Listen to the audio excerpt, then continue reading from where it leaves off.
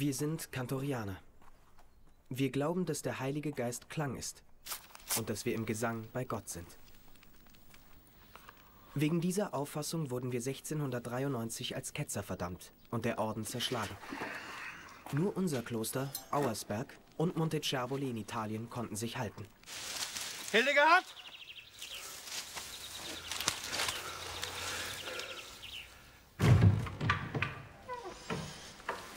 Mit denen aus Montecervoli sind wir zerstritten, weil beide Klöster Anspruch auf die Regula Cantorianorum erheben, die seit 200 Jahren bei uns liegt. In diesem Buch hat Urban von Lauterbach, unser Ordensgründer, die Regeln niedergelegt, nach denen wir leben. Bruder Benno meditierte mit Vorliebe über Urbans Anweisung Sequere vocem, Folge der Stimme.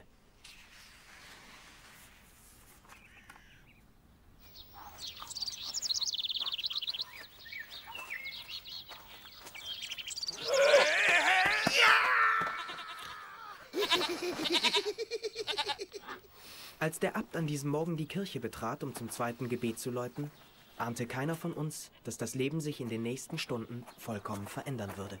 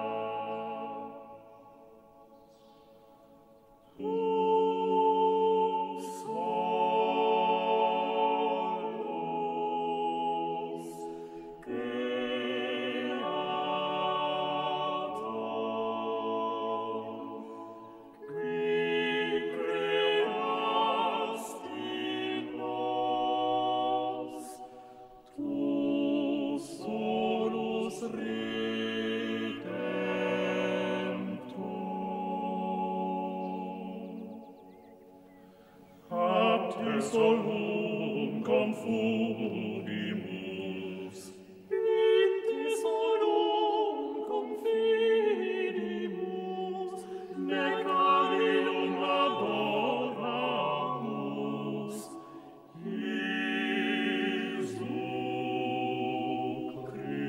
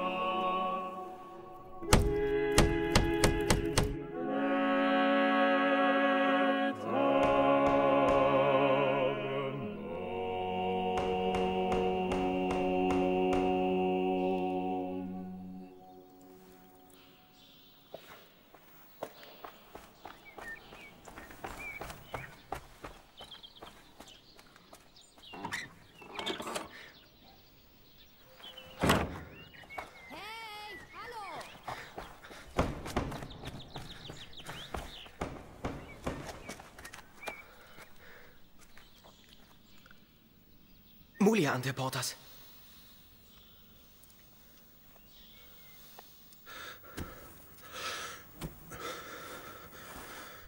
Theologisch gesehen ist die Bulle Cantoriani errant, in der Innozenz XII. Die Cantorianer als Heretiker verurteilt. Vollkommen unhaltbar. Das ist ja alles schön und gut, aber ich will mein Geld. Wir sind Mönche, Frau Bremer. Ja, na, und deswegen müssen Sie doch trotzdem Ihre Schulden zurückbezahlen. Ich kann euch jetzt hier nicht länger durchfüttern. Was heißt hier durchfüttern? Wir leben seit Monaten nur noch von Ziegenmilch und Graupensuppe. Können Sie uns denn nicht noch einmal aushelfen? Lieber Abt, ich glaube, Sie verstehen mich nicht ganz richtig. Ich kann Ihnen nicht nur nichts mehr geben, ich brauche mein Geld zurück. Ich stecke selber bis zum Hals in Schwierigkeiten. Meine Mandantin Ach, hat... nun reden Sie doch nicht dauernd dazwischen. Also.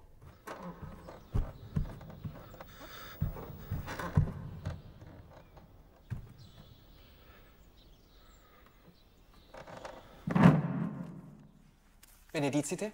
Si laboram atingis Herge. In autographo duo modi plane elegibilis sunt, ubi in sol bemolle transitur. Hic preferendum esse modum contabilem. Wenn Sie vielleicht glauben, dass ich das nicht übers Herz bringe, euch hier rauszuschmeißen, dann seid ihr aber schief gewickelt. Sie müssen mich entschuldigen.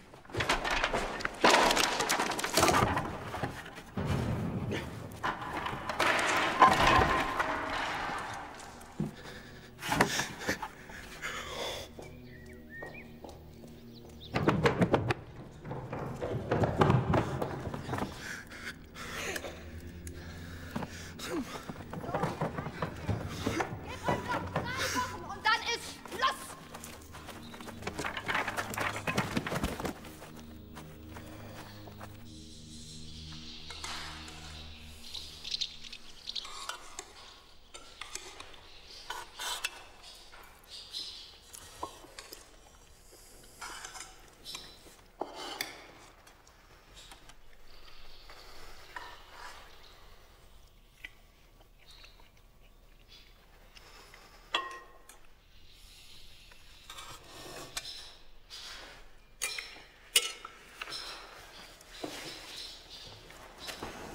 Date Dominum. Sicut erat in principio et nunc et semper Et secula seculorum. Amen.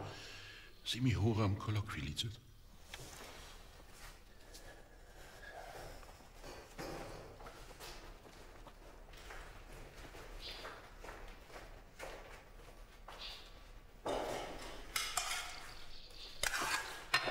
Padre, was wollte diese Frau? Nihi crestia tigerit, Benno. Urate et cantate. Ich wüsste gern, was der Abt mit der Frau zu reden hatte. Die hat ihn ganz schön eingeheizt. Sind alle Frauen so? Das fragst du mal besser, Benno. Ich glaube, der hat sich ganz schön ausgetobt, bevor er herkam. Bei den Jesuiten? Mhm. Als er in Rom studiert hat. Hast du dich auch ausgetobt? Ich war da erst 14. Die Bäckersfrau bei uns im Dorf, die hat mir mal ein Stück Kuchen versprochen. Wenn ich ihr den Rücken kratze. Ja, den habe ich aber nicht bekommen. Ich muss irgendwas falsch gemacht haben. Du kannst froh sein, dass sie dich als Baby hergeschafft haben. Da bleibt dir das mit den Frauen erspart.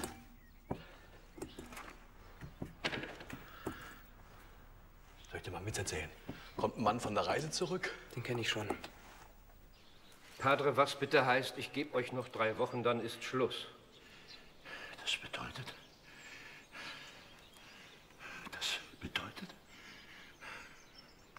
Verflucht! Das bedeutet...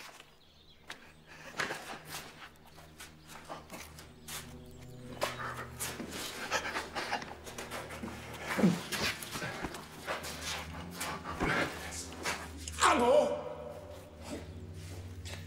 Tassilo!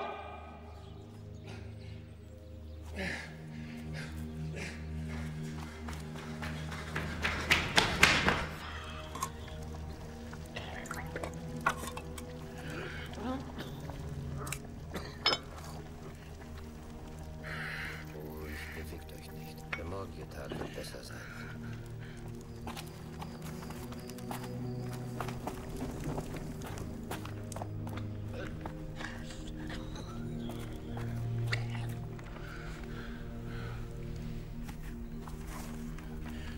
Brüder, ihr wisst... Was müssen wir? Gib ihm die Medizin, Tassilo. Lieben das Buch.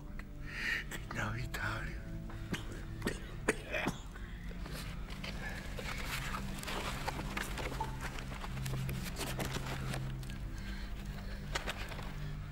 Montecervoli? Werden die uns aufnehmen? Was ist mit der Bibliothek? Ich kann nicht 30 Jahre Arbeit zurücklassen. Es ist alles verpfändet. Arbo. Das war das größte Glück in meinem Leben. Dich hier aufwachsen zu sehen. Der Herr möge mir vergeben. Bleibt zusammen, Brüder. In dem Buch lebt der Orden. Bringt es ein.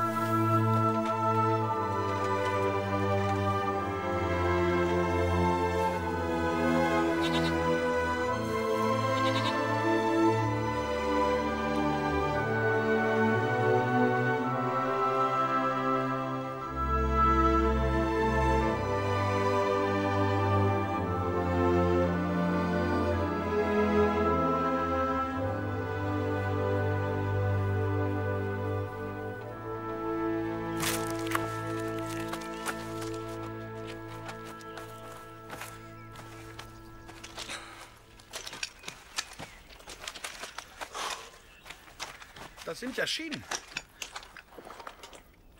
Wollen wir nicht das Redeverbot aufheben? Oder wollt ihr schweigen bis nach Italien laufen? Ich sehe nur, weil wir das Kloster verlassen haben, noch keinen Grund, die Regel aufzuheben. Unser lieber Herr Jesus Christus hat doch auch mit seinen Jüngern geredet, als er durch Palästina zog. Der Kasus, Bruder, liegt etwas anders. Du kannst nicht einfach Maßstäbe aus der Vita unseres Herrn auf uns übertragen. Wenn man Urbans Sequere Voцem als Handlungsanweisung für veränderte Situationen begreift, lässt sich eine Lockerung des Schweigegebots durchaus rechtfertigen. Genau.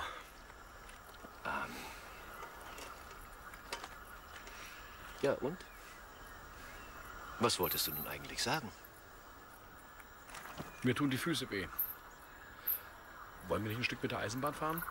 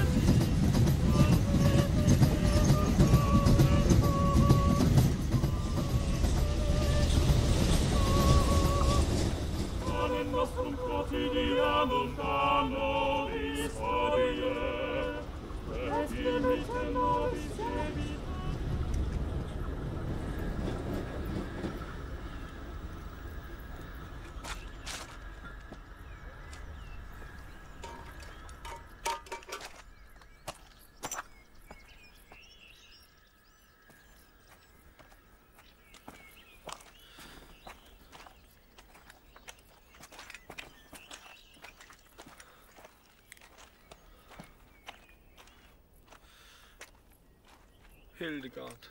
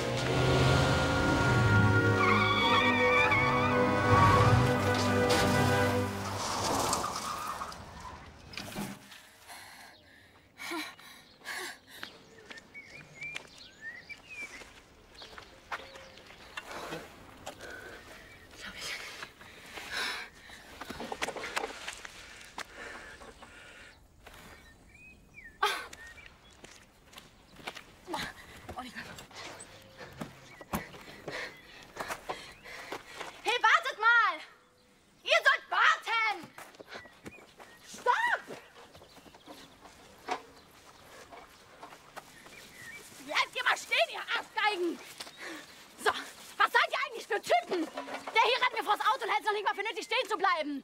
Du hättest auch tot sein können.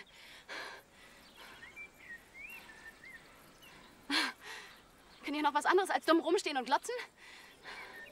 So, ihr helft mir jetzt und schiebt mich da raus. Aber zack, hier, hier. Und du auch. Sofort.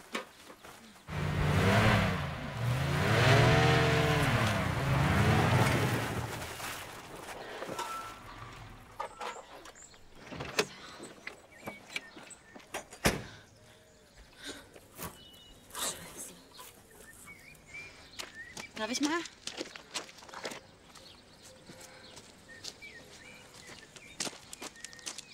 Haben wir noch mal Glück gehabt, ha? Können wir jetzt weitergehen? Jetzt ja. Was ist? Ich hab Blasen. Sag mal, wie wollt ihr denn bitte zu Fuß nach Italien kommen? Moment, hier. Durch das Königreich Bayern, über die Alpen und nach Süden. Okay. Pass mal auf, ich muss hier gleich noch ein paar Fotos machen und dann fahre ich nach Stuttgart zurück in die Firma. Meinetwegen könnt ihr bis dahin mitfahren, aber ich will nicht vollgequatscht werden, klar? Hallo? Hi. Nee, noch nicht ganz, aber kann nicht mehr weit sein. Was? Beim Auto? Quatsch, ohne dem passiert nichts. Ja, wenn dein Tipp stimmt, dann wird es auch was zu fotografieren geben und der Kunde hat es morgen auf dem Tisch. Aber dann ist eine kleine Belohnung fällig. Du könntest mich zum Beispiel mit nach Rio nehmen. Okay. Bis dann. Tschüss. Das ist ein Telefon, stimmt's? Bei uns im Dorf hatten wir früher auch eins. In der AO. Aber das war nicht zum Mitnehmen. Ich bin auch schon mal Auto gefahren. Aber noch nicht. Der fährt zum ersten Mal. Aber ich bin schon. Mein Stiefvater, der hatte früher einen Barkas. Also, wie war das mit dem Vollquatschen?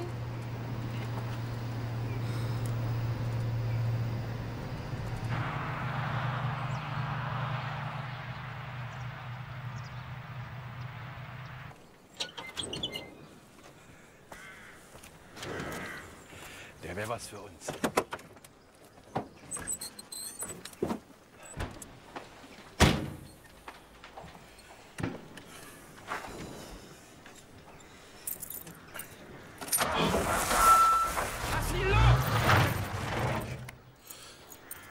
Entschuldige, ich habe das mit der Kupplung vergessen.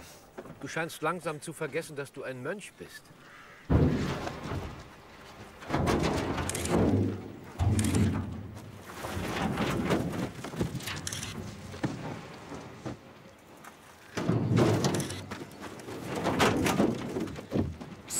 Hey, warten Sie mal!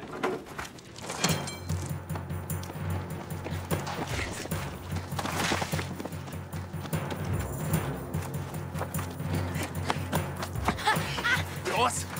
Die Kamera her! Lassen Sie mich los! Oder ich hole meine Männer!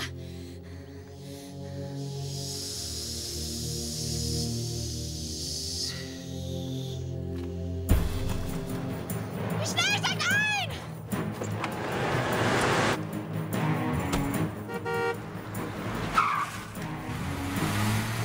Das sind Killermönche!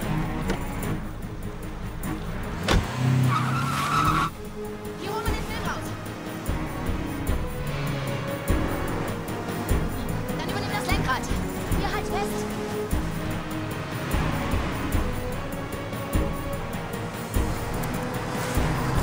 Gib mir mal einen Film raus. Aus dem schwarzen kleinen Döschen. Hier und nimm den.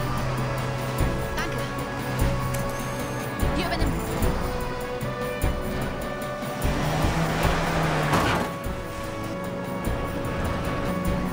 Würden Sie uns freundlicherweise sagen, warum wir verfolgt werden? Ja, das sind Autogrammjäger.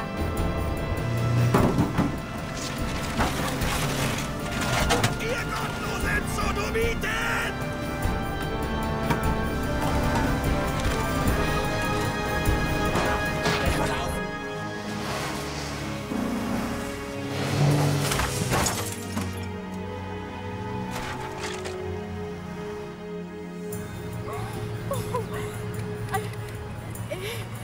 Ja, ich heiße übrigens Chiara. Ich heiße Avo. Und das sind Bruder Benno und Bruder Tassilo.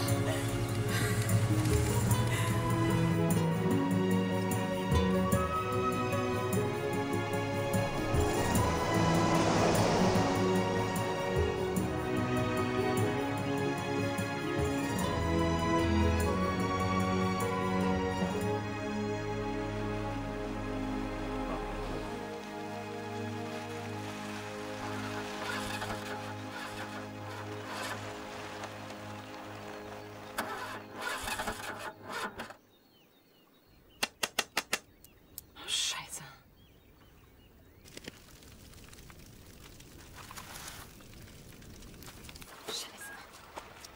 Scheiße, was ist denn das hier für eine gottverlassene Gegend?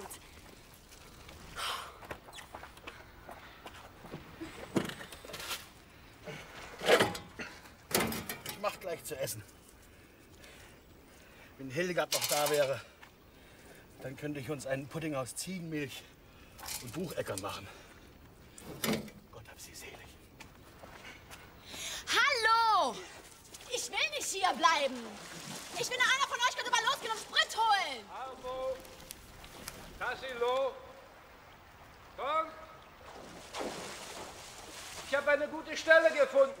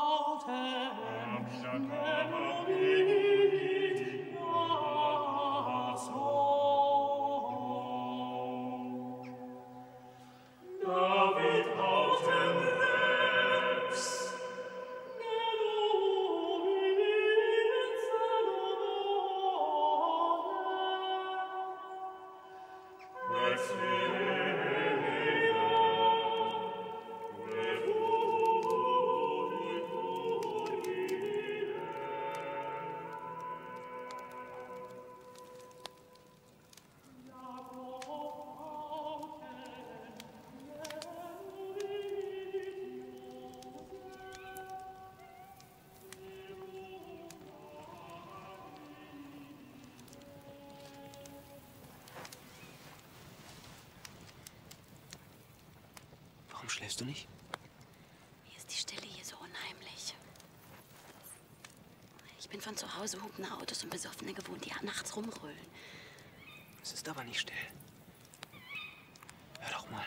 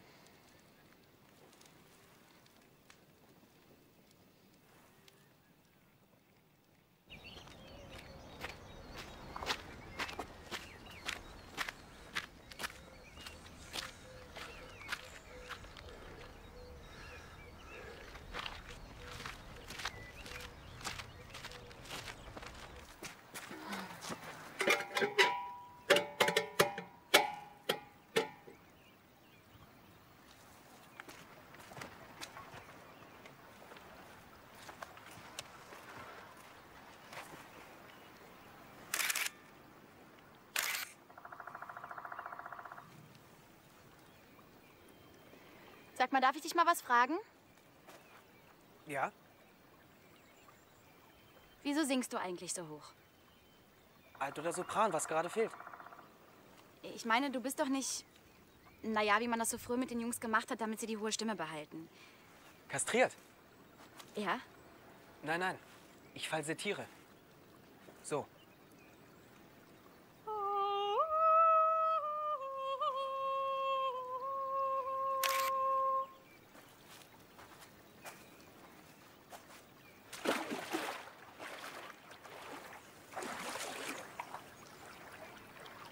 Kannst du mir bitte den Apparat erklären, mit dem du die Bilder machst? Mhm. Aber Sie müssen doch wissen, ob es ein Diesel oder ein Benziner ist.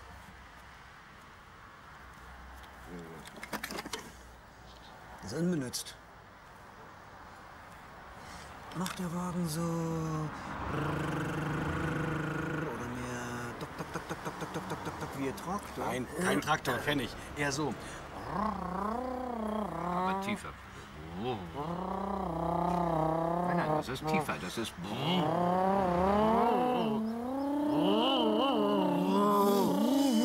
Oh, da weiß ich Bescheid. Da gebe ich euch mal super Blei frei. Da kann es schief gehen.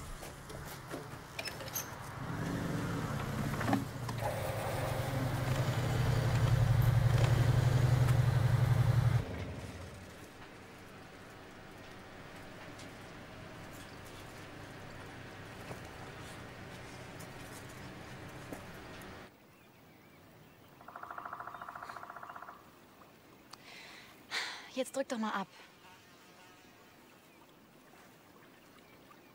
Ich weiß nicht, wann ich drücken soll.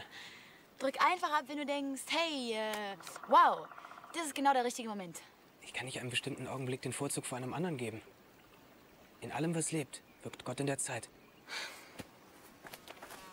Ich glaube aber nicht an Gott.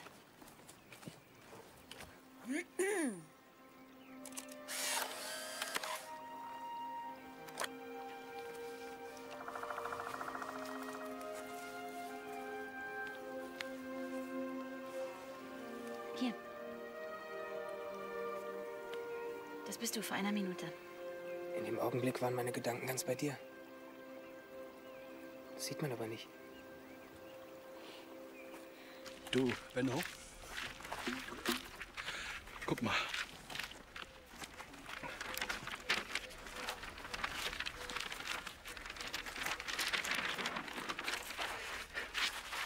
Wir sind jetzt hier.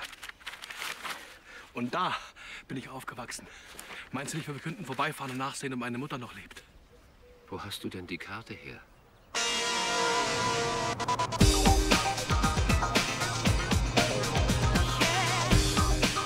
Da oben erzittert mein Herz und springt auf von seinem Ort. Woher kommt die Musik? Kassette.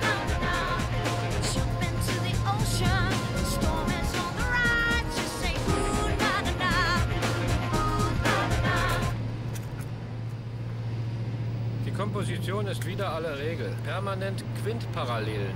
Und mehrfach Durchgangsnoten auf schwerem Taktteil. Die Frau singt aus dem Hals. Alles in allem eine grauenvolle Musik. Können wir das noch mal hören?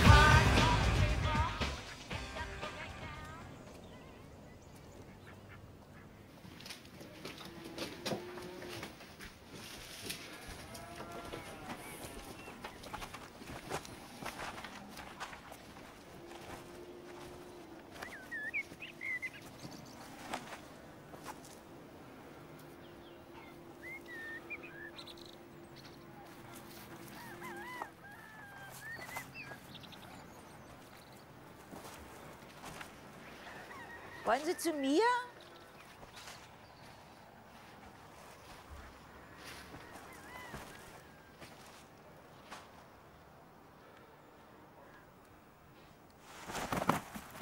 Nach 30 Jahren kommst du hier so einfach reinmarschiert. Nicht mal zu Willis Beerdigung bist du gekommen.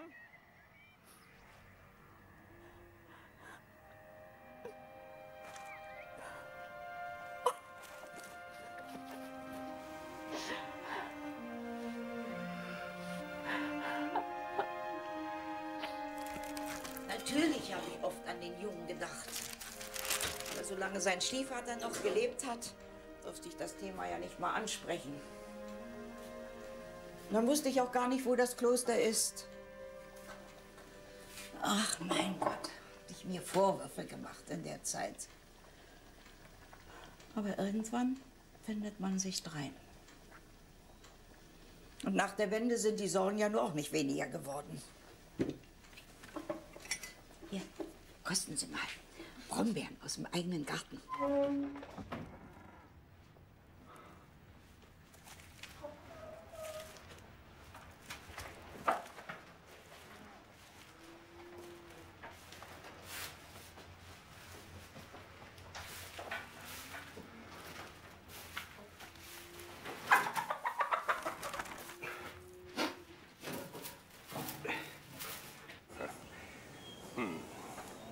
Naja, im Allgemeinen merkt man das ziemlich deutlich, wenn man verliebt ist.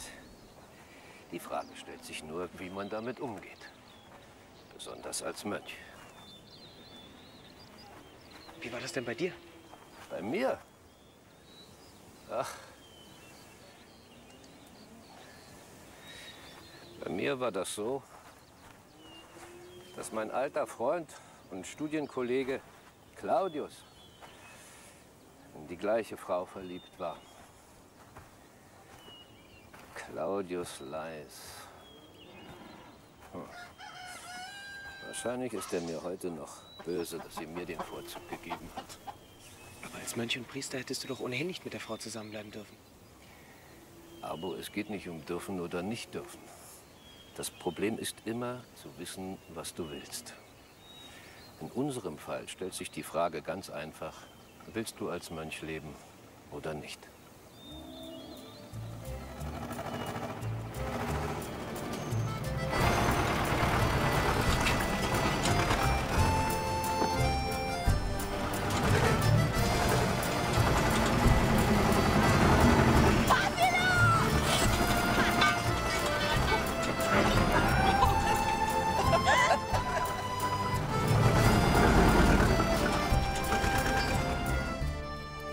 Ist noch was da? Hab doch nicht vergessen, Junge, wie gerne du Hefeklöße isst.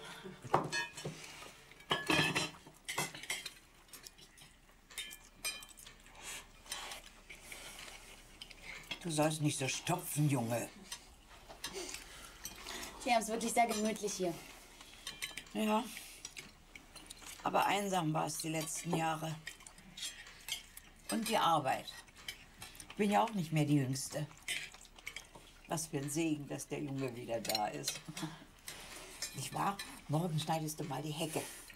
Und vorm Herbst bringen wir den Schuppen in Ordnung und dann können wir auch ein Schwein mästen. Frau Westenberger, wir sind nur auf der Durchreise. Was reden Sie denn da?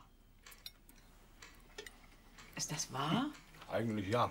Aber wir könnten doch alle ein paar Tage hier bleiben. Platz ist ja genug. Du kannst doch nicht gleich wieder weggehen. Nein, Mama. Benno, auf ein paar Tage kommt's doch nicht an. Doch, es kommt auf ein paar Tage an. Wir sind Mönche, Frau Westenberger. Wir haben ein Gelübde abgelegt, das es uns verbietet, außerhalb des Klosters zu leben. Ich kann doch nachkommen, wenn ich die Hecke geschnitten habe. Du wirst dein Leben lang Hecken schneiden und Schweine hüten, wenn du jetzt nicht mitkommst. Und du hast dem Abt ein Versprechen gegeben. Tassilo, wir brauchen... Jetzt halt mal die Klappe, Kleiner, ja?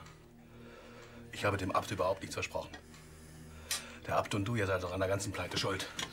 Ich habe seit Jahren gesagt, wir müssen was erwirtschaften. Aber der Abt und der heilige Benno, die wollten ja lieber singen und in den alten Partituren rumschnüffeln.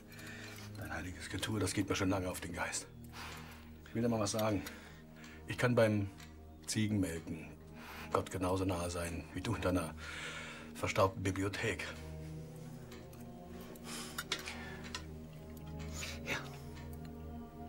Tassilo, du bist und bleibst ein dummer Bauer. Jetzt hör mal zu, ja, du versteigerter Jesuitenzögling! Du hast mich das letzte Mal rumgestopft! Ich bleibe hier!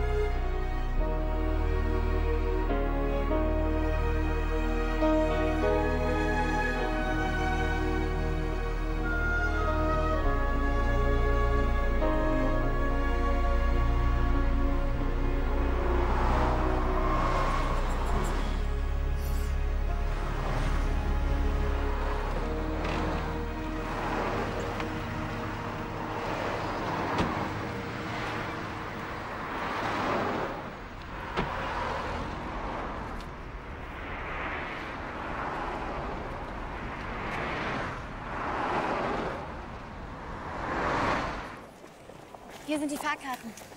Und der Zug fährt gleich von Gleis 14 ab. Danke. Sie haben uns wirklich sehr geholfen.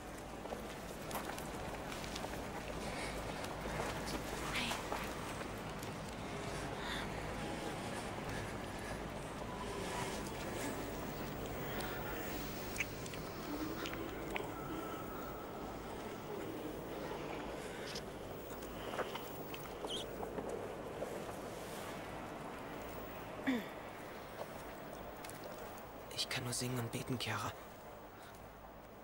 Ich weiß die falschen Dinge. Ich finde dich trotzdem ganz wunderbar. Und falls du mal zu der Überzeugung kommen solltest, dass man auch anders als Mönch leben kann, dann kannst du mich ja mal anrufen. 20 nach Karlsruhe, bitte einsteigen. Türen schließen selbsttätig. Vorsicht, bitte von der Bahnsteigkante zurücktreten.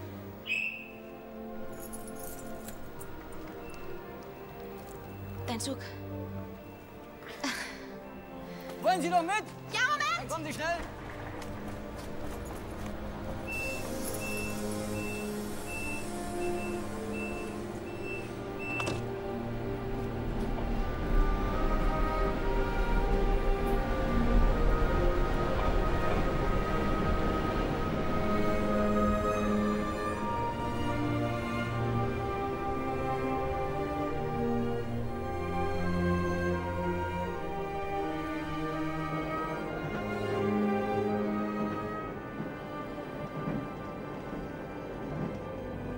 Wir hätten nicht ohne Tassilo fahren dürfen.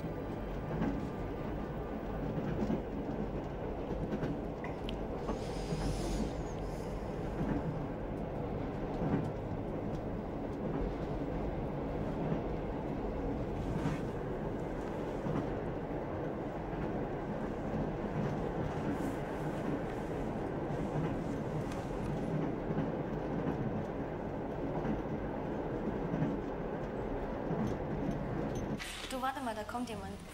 Hallo Diana, ist noch jemand da? Ja. Okay.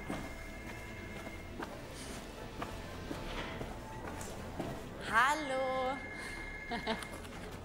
Na, geht's gut, super. Hallo. Na? Was? Das erzähl ich dir alles gleich in Ruhe. Du hättest wirklich mal anrufen können, wenn du einen Tag später kommst und auch noch dein Handy abschaltest. Wir haben uns wirklich alle große Sorgen gemacht, nicht wahr, Tüffel? Das tut mir auch leid. Aber ihr könnt euch alle nicht vorstellen, was mir passiert ist. Übrigens, guck mal, was ich Schönes dabei habe. Die super Giftmüllfotos. Hier.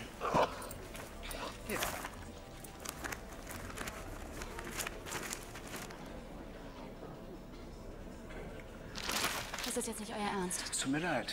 Das habe ich wirklich nicht gewusst, dass Sie da schon dran sind. Wo steht mein Wagen? Dein Wagen muss mal in die Waschanlage. Karlsruhe Hauptbahnhof. Endstation. Sie müssen aussteigen.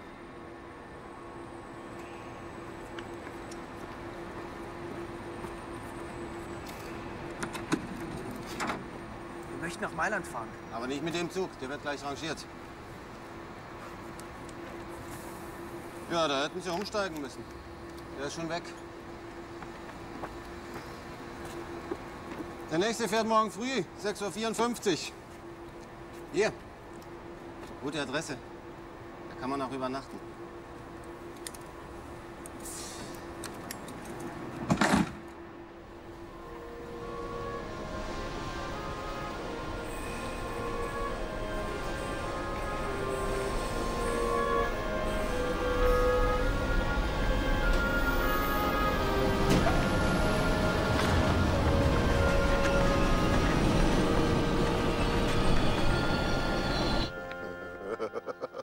Mensch, der hat euch verarscht, Junge. Da könnt ihr nicht pennen. Das ist ein Puff. Verstehst du? Ein Bordell. Hm? Ja, wenn ihr wollt, könnt ihr hier pennen. Meine Kumpels, alle sind in Ordnung. Hier.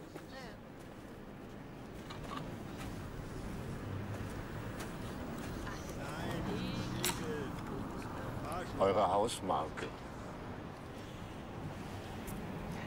Lass uns doch in Gesellschaft dieser Männer die Nacht verbringen.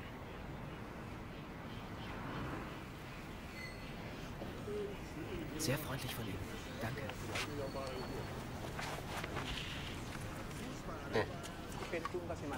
Ich danke Ihnen. Und kommen Sie doch wieder mal zu uns in die Presse. Wenn es sich einrichten lässt, gerne. Alles Gute. Das wäre sehr nett. Wiedersehen. Haben Sie vielleicht mal eine Mark? Eine Fahrkarte, damit ich endlich zu meiner alten Mutter fahren kann. Gib ihm 2 Mark.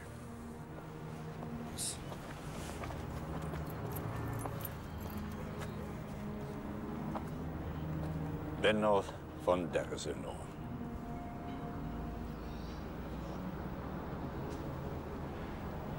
Claudius Leis.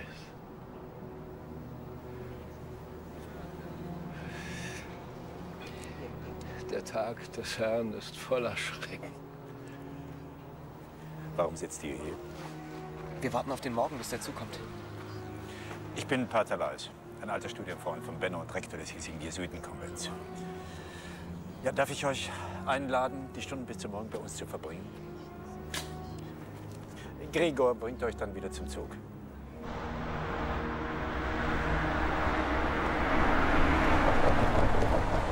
In einem Kantorianerkloster. Das kann ich gar nicht glauben. Ich dachte, dieser komische Orden wäre längst ausgestorben. Die haben wir doch schon im 17. Jahrhundert exkommuniziert. Ich muss schon sagen, wenn du jemanden den Rücken kehrst, dann gründlich.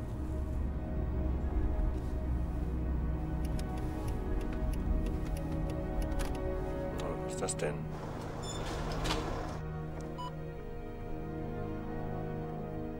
Die Route wird berechnet. Dem Straßenverlauf weiter folgen.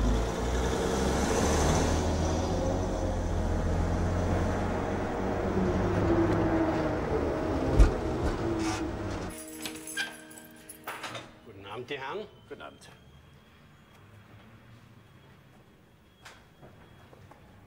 Ach, Bruder Petersen, bitte seien Sie doch so freundlich und bringen Sie diesen jungen Mönch hier bei den Scholastikern unter. Ja. Ich werde mit Pater Dersenow noch ein Weilchen wach bleiben.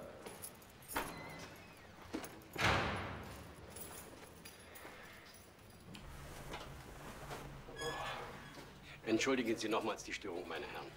Gute Nacht.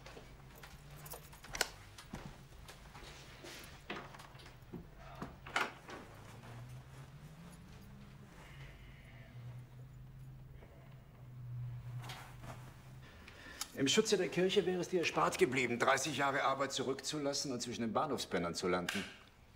Es waren nicht meine schlechtesten Jahre. Ist das hier Urbans berühmte Regula Cantorianorum? Darf ich mal?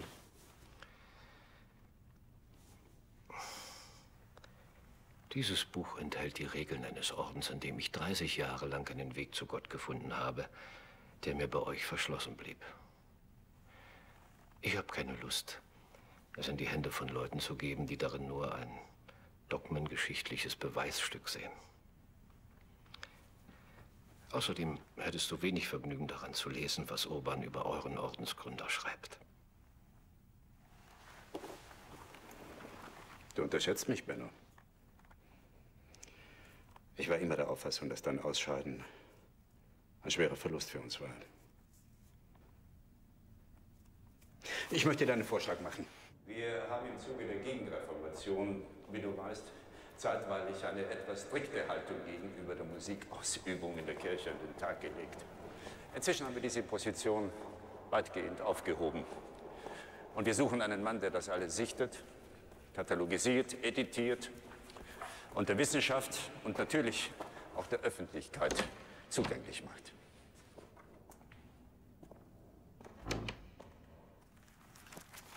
Villard, Scheinscheid, Schütz, Hassler.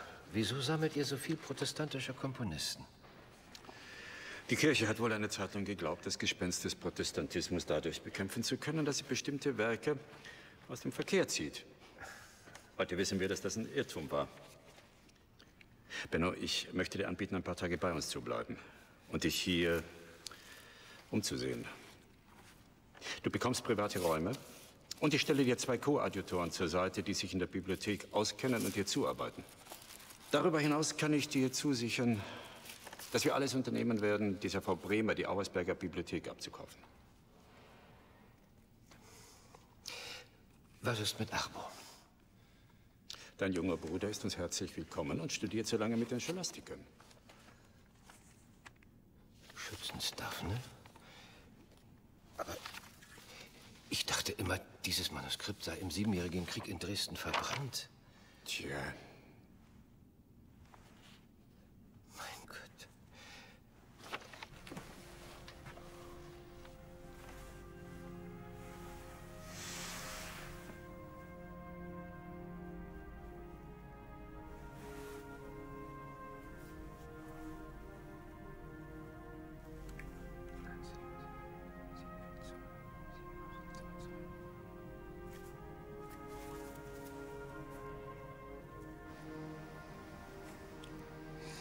Der sieht aber echt süß aus. Der ist mehr als süß. Der ist wunderbar. Und? Hm? War da was? Ja, bist du blöd? Das ist ein Mönch. Na und, du hast doch sonst nicht solche Skrupel. Du, bei Ulrich musst du, glaube ich, mal ein bisschen für gute Stimmung sorgen. Wo du ihm schon sein heiliges Blechle verschrammt hast, hättest du wenigstens mit ihm ausgehen können. Ach komm, wir wissen beide, worauf das hinauslaufen soll. Der soll froh sein, dass ich für ihn durch die Gegend gurke.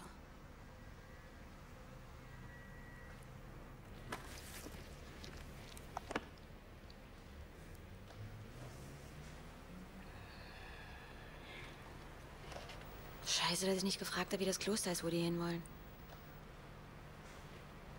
Das ist scheiße, ja.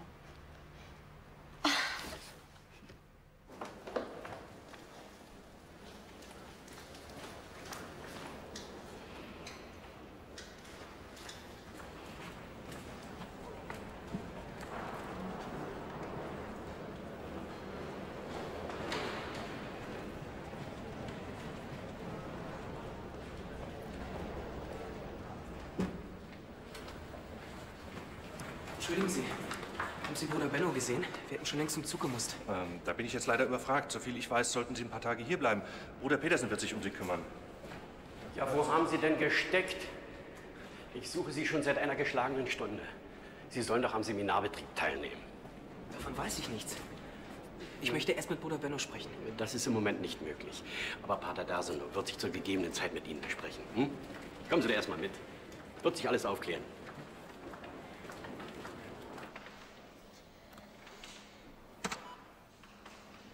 Was macht er denn jetzt schon wieder? Mein Rat? Wie komme ich denn wieder zurück ins Hauptgericht? Ins Hauptmenü? Immer mit der F2. Na, jedenfalls mit meinen kleinen Zettelkästchen bin ich doppelt so schnell. Aber es kann ja sein, dass Sie mich im Laufe der Zeit noch überzeugen. Wieso kann ich eigentlich nicht die Stimmenzahl als Suchkriterium eingeben? Das kann die Software eben nicht. Ja, dann muss man das eben ändern. Und? Ich glaube, er hat angebissen. Wo verwahrt er das Buch? In seinem Zimmer. Er schließt aber nicht ab. Wir wollen nichts übereilen. Dürfte ich Sie was fragen? Warum ist Ihnen dieses Buch so wichtig? Aus zwei einfachen Gründen. Zum einen wird darin unser Ordensgründer verleumdet. Aber was schwerer wiegt. Dieser Urban entwickelt eine Theologie, in der der Gläubige ohne die Vermittlung der Kirche auskommt. Und das ist ein Ansatz, den ich auch in diesen Zeiten, in denen ja sonst fast alles erlaubt ist, auf keinen Fall tolerieren werde. Das werden mir sogar die Protestanten danken, wenn ich dieses Machwerk aus dem Verkehr ziehe. Ganz zu schweigen vom Chef. Also meiner Meinung nach liegt der Schwerpunkt von Redemptoris Mater aber auch woanders. Und der weiß Johannes Paul II. In seiner Enzyklika so wunderbar herausstellt, ist die überragende Glaubensleistung von Maria. Wenn Maria meint, ich zitiere,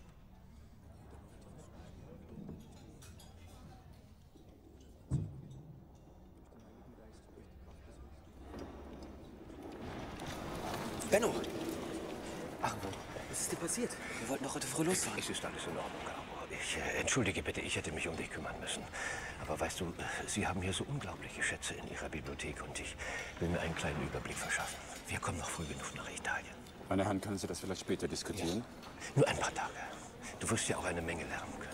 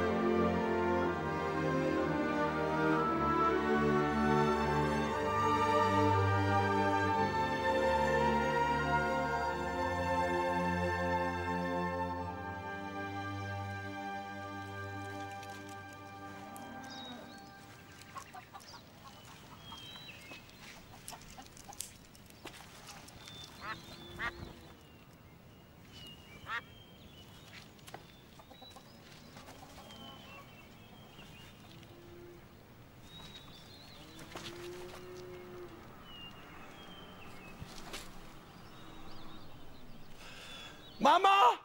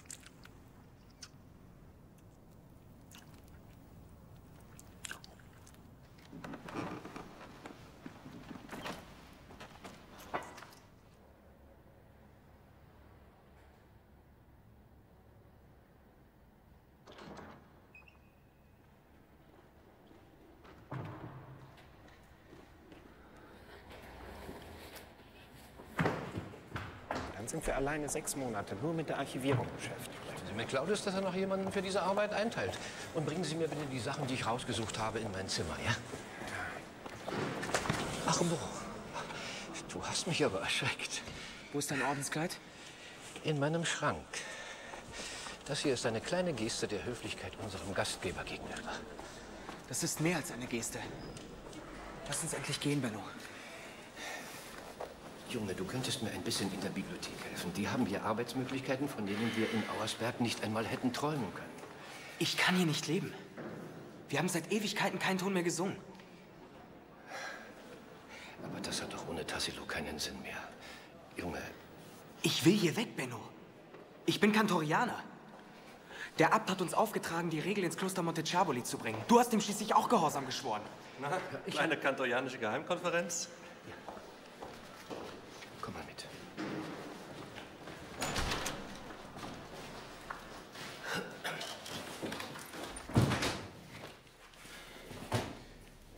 So. Jetzt hör mir mal gut zu. Arbo, der Abt war ein blinder Idealist. Der hat den Orden so weit runtergewirtschaftet, dass wir in der Gosse gelandet sind. Mir wird jetzt noch übel davon, wenn ich nur daran denke, in welchem Zustand uns Claudius aufgefunden hat. Tassilo hatte schon genügend Instinkt, um zu begreifen, dass wir am Ende sind. Wir sollten Gott danken, dass er uns an diesen Ort des Friedens geführt hat. Benno, die küssen der Madonna die Füße.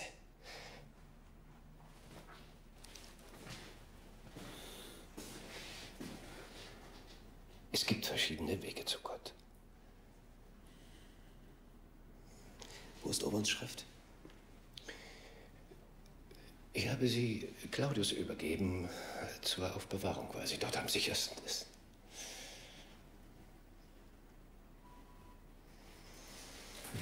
Arbo.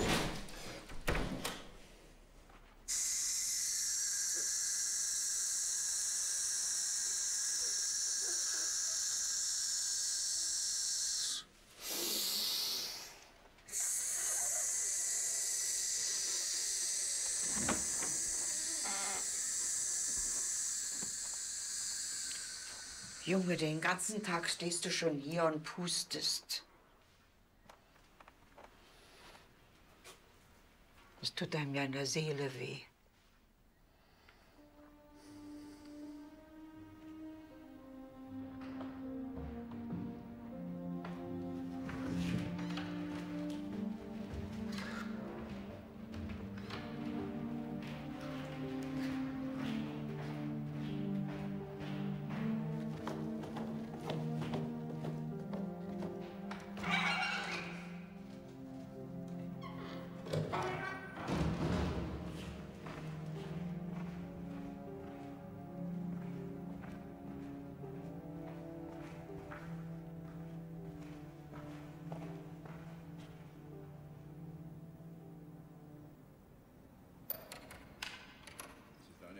Den Jungen zur Vernunft zu bringen. Ich kann es nicht zulassen, dass er sich hier allem verweigert. Arbo hat sein Leben lang in Auersberg gelebt. Der kann doch nicht innerhalb von ein paar Tagen alles ablegen, woran er zu glauben gelernt hat. Ja, das verlangt doch auch kein Mensch. Aber Pater Naumann hat mir erzählt, dass er die Mutter Gottes lästert und sich über die sehr ehrwürdige Marienverehrung seiner Mitschüler lustig macht. Gut, ich werde mit ihm reden. Claudius. Ich bin dir sehr dankbar für die großzügige Aufnahme hier, aber ich brauche selber noch ein paar Tage, um mich von meiner Vergangenheit zu lösen. Für Abo wird das noch schwieriger sein. Warte mal.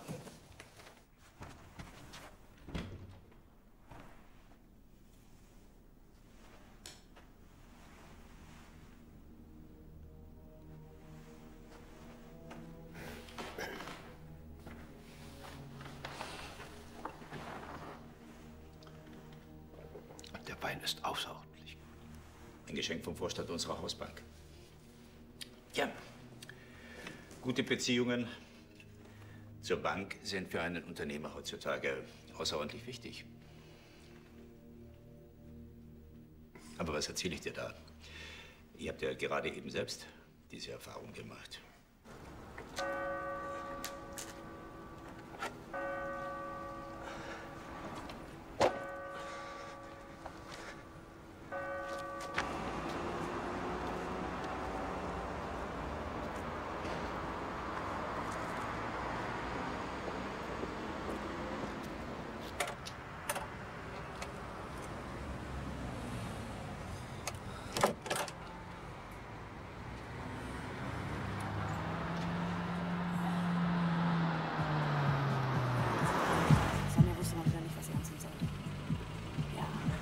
Darf ich Ihr Telefon benutzen?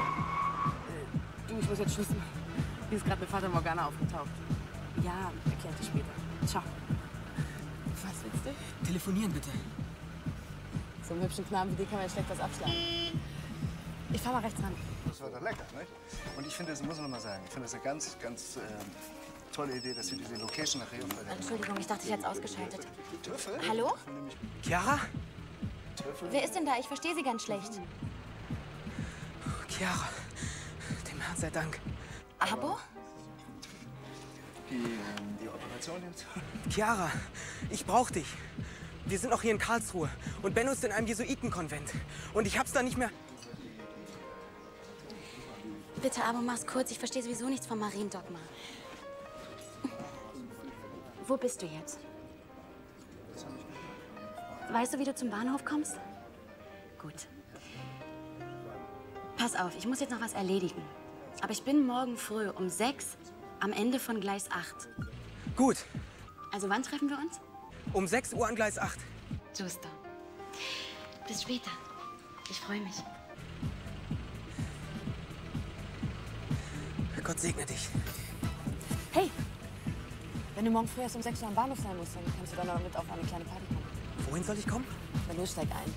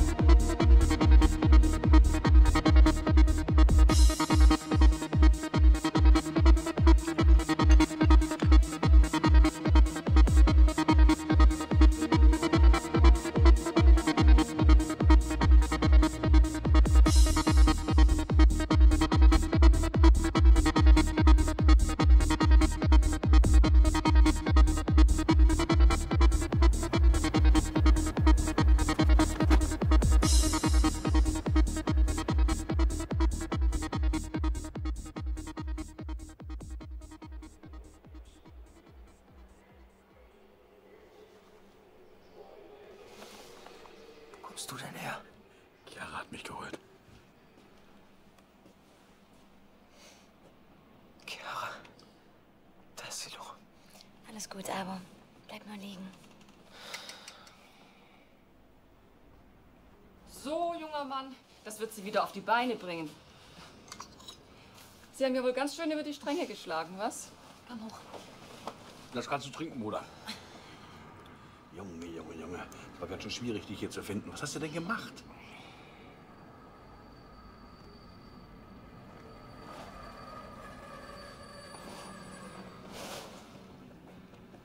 Wo ist denn das Buch? Die Regula. Was für ein Buch? Die Regula Cantorianorum. Urbans Handschrift. Ich habe das Buch, Bennos Kutte und die Fahrkarten aus dem Konvent mitgenommen, aber ich... Wo ist denn das Buch, das ich mit hatte? Und das Ordenskleid? Sie hatten überhaupt nichts dabei, junger Mann. Sie haben ja auch kein Geld, keine Papiere, nichts. Sind Sie denn ausgeraubt worden? Nein. Ich habe nur so einen Saft getrunken. Komm, mein Lieber, das kannst du Mutti erzählen. Wir müssen jetzt los. Auf Wiedersehen, Schwester, und nochmals vielen Dank.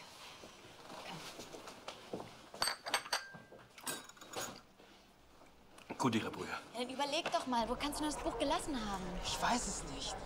Mensch, Junge, du stehst da schon wieder. Als ich dich heute früh gefunden habe, habe ich gedacht, du bist hinüber. Naja, Unkraut vergeht nicht. Weißt du, freiwillig gehe ich da nicht rein. Letzte Woche haben die mich aufgelesen. Ich weiß genau, dass ich noch 3 Büchsen Henninger hatte. Wie sie mich wieder rauslassen, waren 2 davon weg.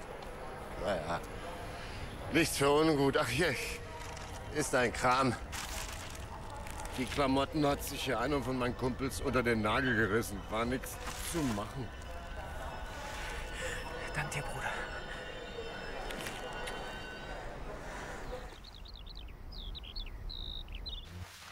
Wieso fährst du auch mit wildfremden Leuten mit?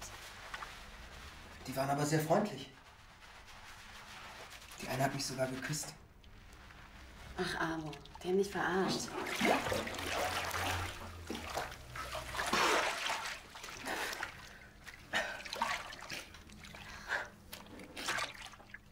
Was ist das eigentlich? Das ist eine Stimmgabel. Die hat mir der abgegeben, als er gestorben ist.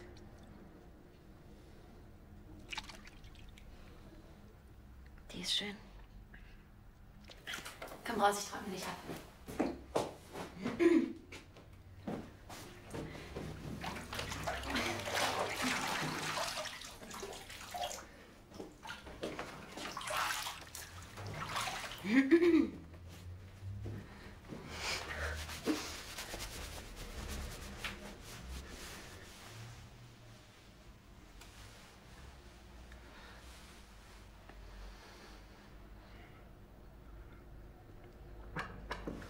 Ich hab was. Wo seid ihr denn? Es gibt was zu essen. Guck mal. Essen aus China.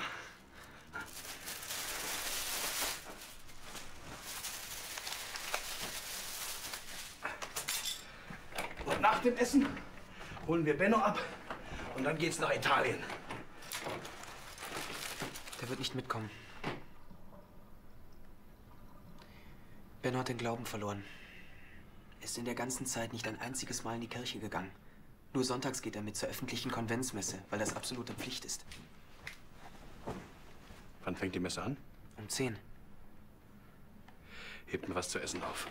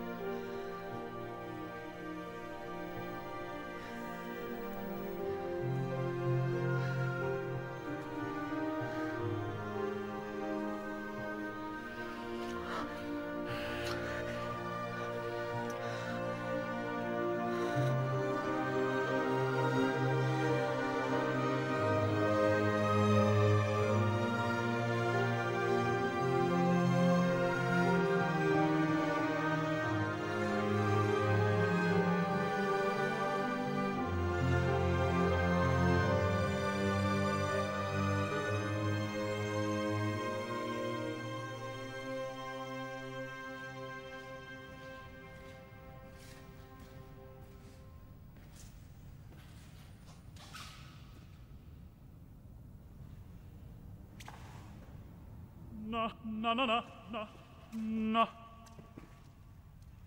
na, na, na, na.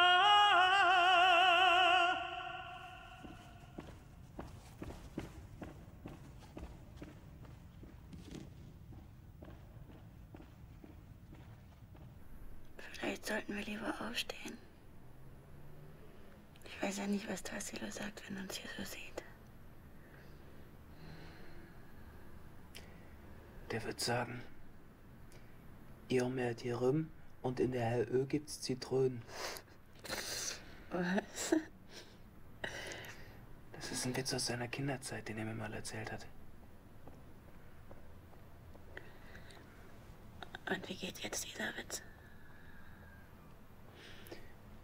Ein Mann kommt von einer Reise nach Hause und sieht auf dem Heimweg, dass es in einem Geschäft Zitronen gibt. Da steht nämlich eine lange Schlange Menschen davor. Und dann rennt er ganz schnell nach Hause und sieht, dass seine Frau und sein Freund im Bett liegen. Und dann sagt er eben, ihr mehrt hier rum und in der HÖ gibt's Zitronen.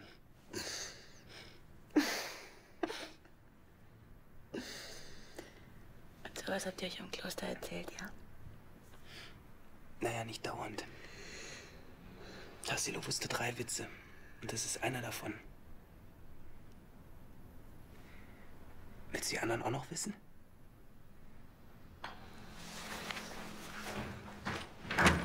Ich weiß, wie wir Männer kriegen. Ach, ihr mehrt hier rum.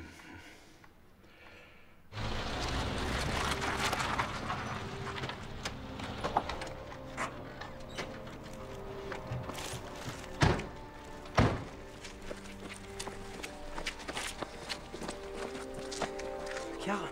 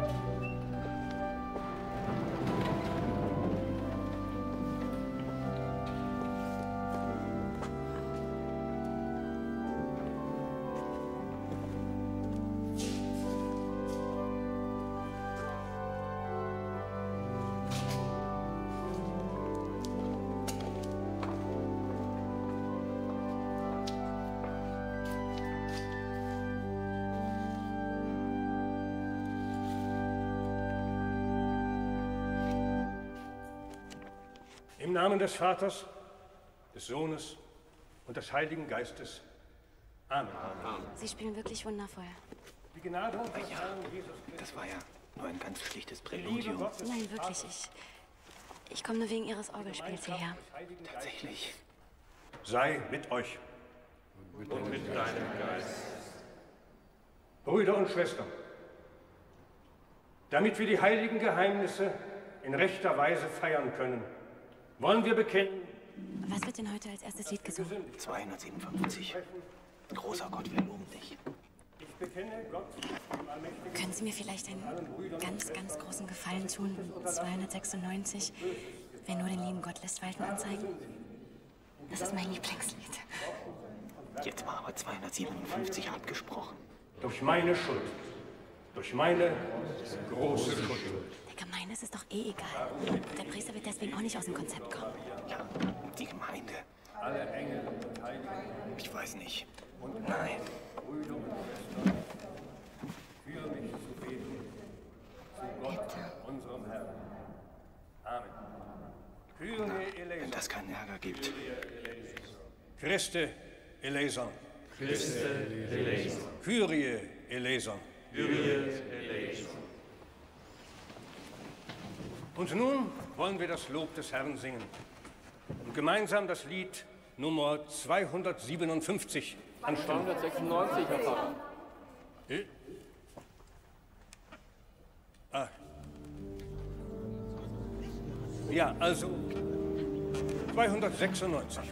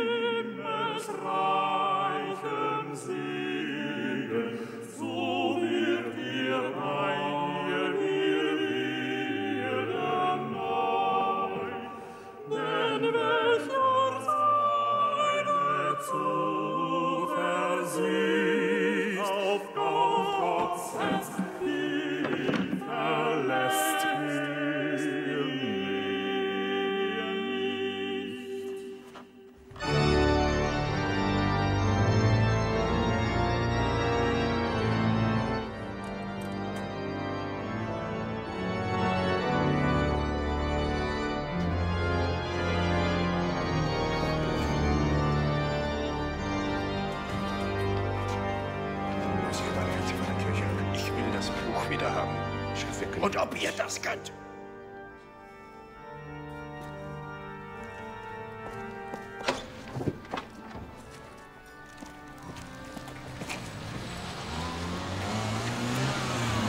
Chiara! Warte!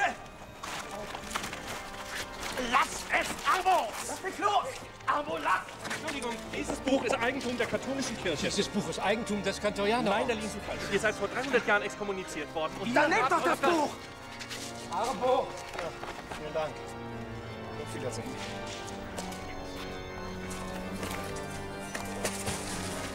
Oh.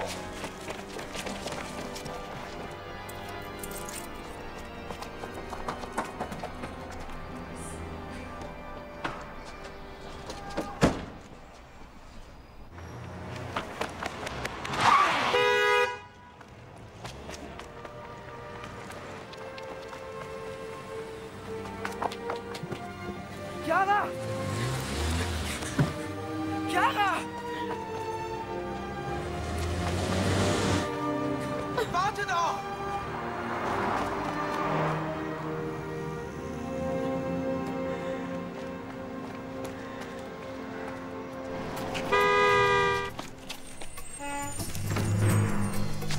Halt!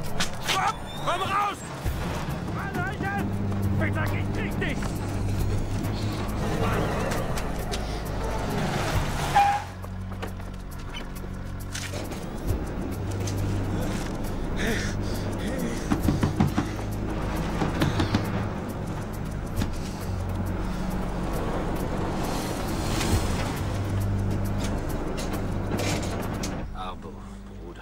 weiß, wie dir zumute ist. Aber sie ist weg, weil sie es so wollte. Du hast doch keine Ahnung, Benno. Und jetzt geh zurück zu deinen Büchern. Ich will nicht mehr.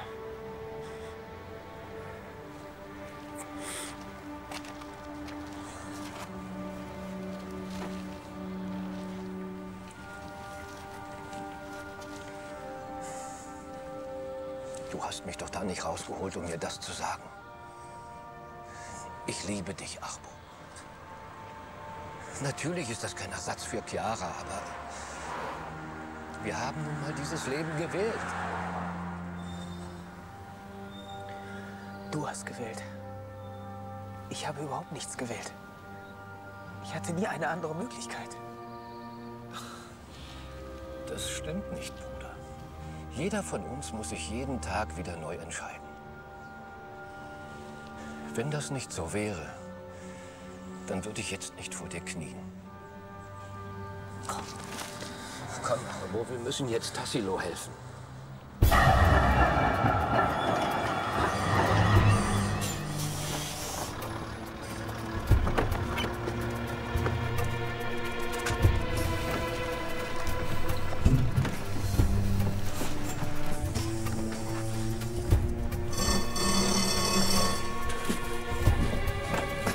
Hallo, halt!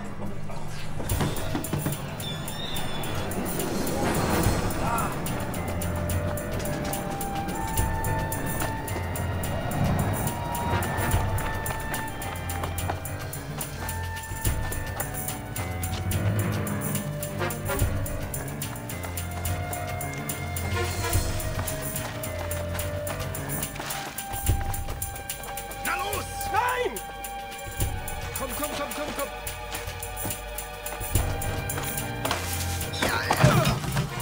Hier ist keine Kupplung drin. Bei aller Liebe, Bruder, aber wir können doch nicht einfach... Die Nürnberger hängen keinen, sie hätten ihn, denn kommen Sie hier im Handschuhfach nach auf der Betriebsanleitung. Betriebsanleitung.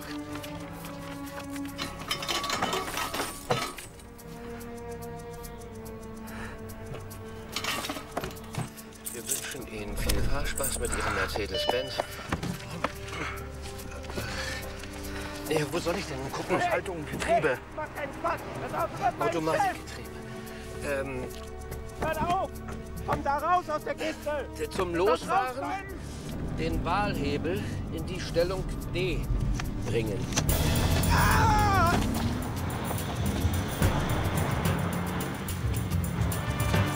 Ihr Schismatiker! Wo soll ich denn hinfahren? Zum Bahnhof. Und wo geht's bitte zum Bahnhof? Moment. An. Navigation. Die Route wird berechnet. Dem Straßenverlauf weiter folgen. Nach 150 Metern rechts fahren. Dem Straßenverlauf weiter folgen.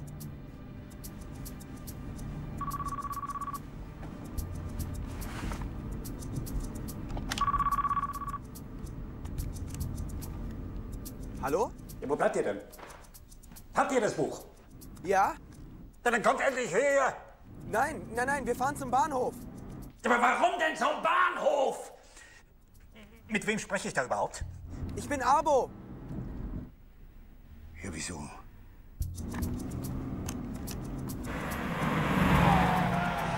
Rechts fahren. Danach haben Sie das Ziel erreicht.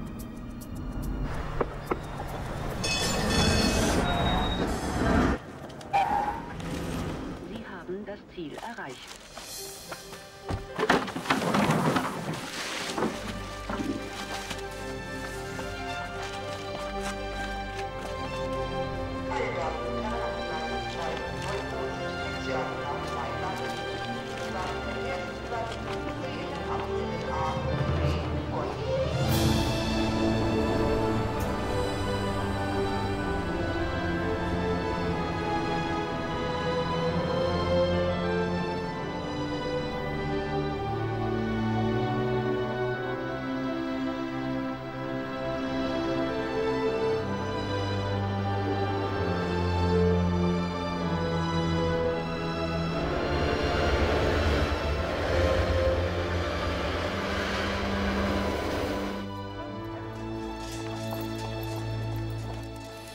Reise so organisiert, dass wir privat noch 2 Tage dranhängen können. Wie findest du das? Das finde ich sehr schön. Ja? Ja.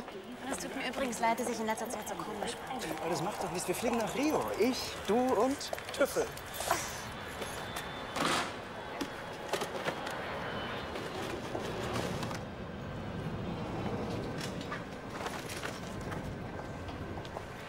Ich muss mal in Ihre Tasche schauen. Was ist das?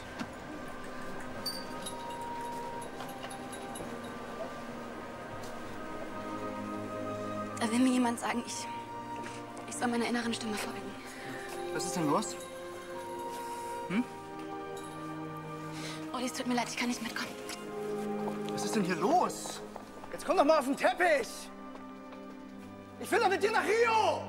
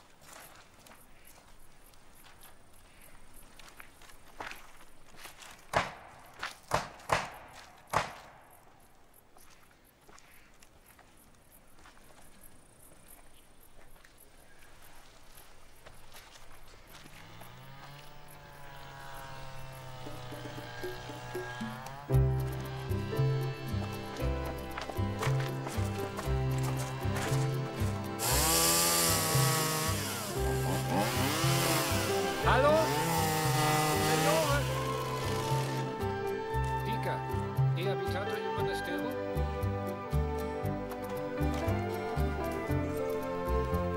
Umberto!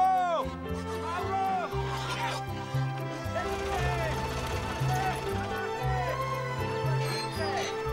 Sono arrivati loro! Sono arrivati i monaci cantoriani! Abbiamo nuovi cantoriani! Abbiamo nuovi cantoriani! Und so geschah es, dass die Regula nach 200 Jahren zurück nach Montecervoli kam. Ich glaube, das war der glücklichste Tag in der Geschichte der Cantorianer. Tassilo hat sich gleich mit Bruder Francesco angefreundet. Die beiden konnten stundenlang in der Küche sitzen und übers Kochen reden. Fare soffriggere l'olio con l'aglio schiacciato per insaporire l'olio. Questi sono gli ingredienti semplici per fare questa pasta. Benno fand in dem Abt endlich einen Partner, mit dem er nach Herzenslust über die richtige Auslegung von Urbans Sequere Votium streiten konnte. No, no. Guarda qui c'è scritto. Il monaco dovrebbe cantare in un modo sempre... Nur für mich war nichts mehr so wie früher.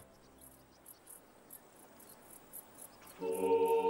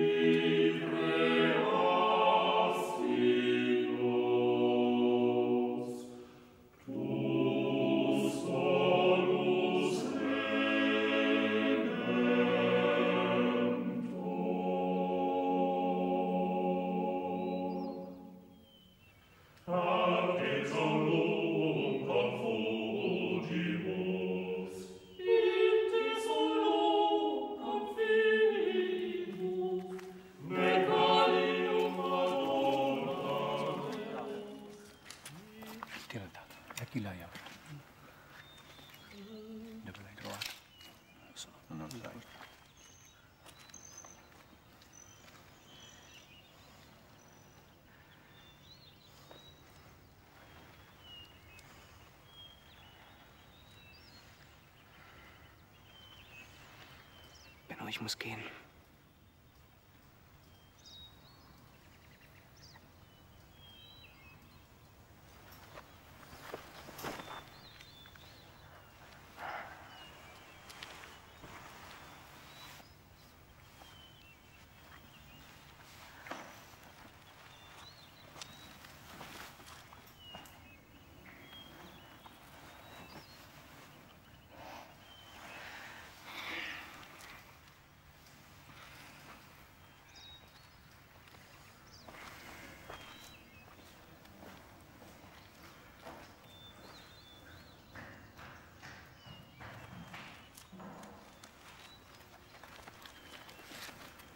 Continuiamo a cantare.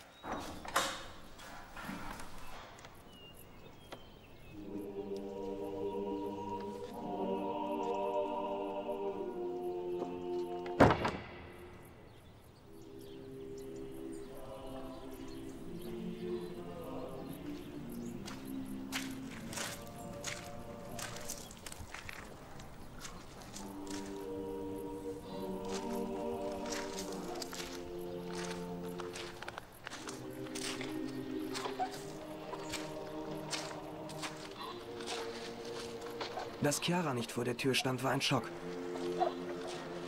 Sie hat später gesagt, sie wollte meine Entscheidungsfreiheit nicht einengen. Aber in dem Moment hätte ich gerne auf jede Freiheit verzichtet, wenn ich sie dafür nur in die Arme hätte schließen können. An diesem Tag bin ich wohl unwiderruflich erwachsen geworden.